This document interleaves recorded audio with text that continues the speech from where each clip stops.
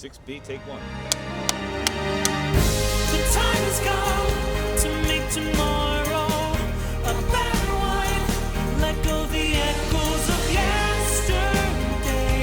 Won't let this be in my face. This is a deeply personal film about anxiety, depression, heartbreak, grief, trauma, all of these emotions that we all experience to varying degrees, and how to confront it and overcome it.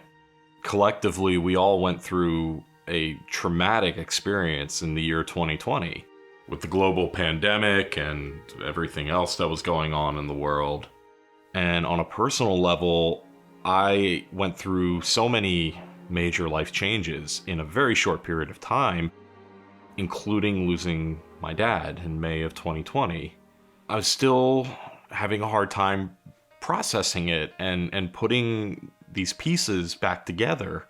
This is a film talking about or explaining the difficulties of depression and going through a hard time but then overcoming it. It's a passion piece, I'd say, realizing that not every day has to be the same and that you can break free from anything that you feel stuck in.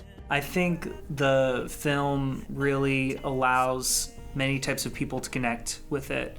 We went as a world collectively through a very challenging time over the past few years, and I think it kind of left a space in a lot of us, a space in our hearts or in our heads of contemplation, like what are we to do? How are we to move forward? I just really love his shooting style, so I could see what he was going for within the script, and I think it's going to be really impactful. I read it, and I think it's something that everyone has probably dealt with at some point or another. Depression and anxiety, like who hasn't experienced that, especially now, recently, right? Yeah.